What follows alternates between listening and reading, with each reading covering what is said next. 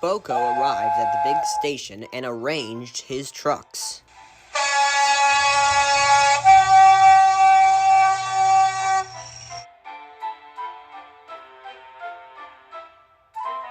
He then went to the shed and asked politely if he could come in. Duck was not pleased to see a diesel, but when he found out that Boko knew Edward, he became more friendly. And by the time Boko told Duck about Bill and Ben, the two of them were laughing like old friends. "Have they ever played tricks on you?"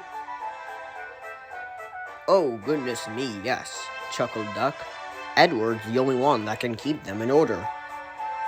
"You know," chuckled Duck, "I sometimes call them the bees." "A good name," chuckled Boko. "They are terrors when they start buzzing around." Just then, James bustled in. "What's that, Duck? Are you terrified of bees? They're only insects after all, so don't let that buzzbox Diesel tell you different." "His name is Boko, and I wouldn't care," said James. "If hundreds were swarming around me, I would just blow steam and make them buzz off." "Buzz, buzz, buzz," retorted Duck. James retired into a huff. James was to pull the express next morning, and when Duck brought his coaches to the platform, the station was crowded.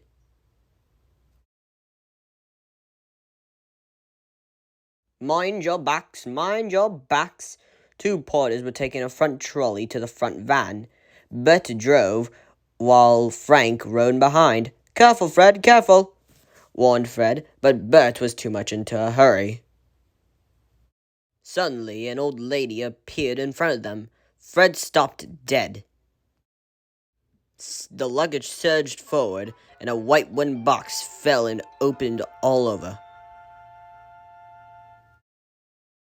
A swarm of bees flew out, and just as James backed into the station, someone shouted a warning.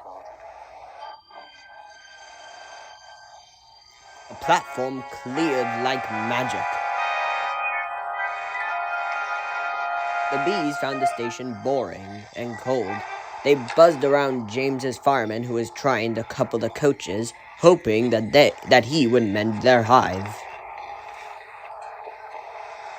The fireman didn't know what the bees wanted. They thought they wanted to sting him, so he ran back to the cab. The bees buzzed around James's cab. The driver swung his shovel at the bees, and they turned their attention to James.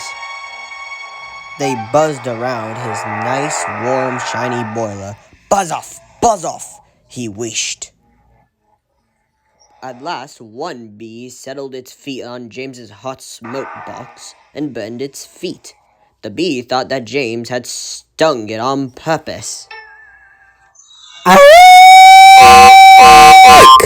Whistled James. The bee stung James right in the nose. He had had enough, and so did his crew. They started before the guard could blow his whistle, and they didn't notice until too late. In the end, it was Boko who pulled the express. He was worried about leaving his trucks behind, but Duck promised to take care of them. He was able to regain some of the lost time, and the Fat Controller was pleased with his performance. No one seemed to notice when James returned to the sheds. They were talking about a new kind of beehive on wheels. It was red, they said. It went buzz, buzz, buzzed, and then laughed a lot.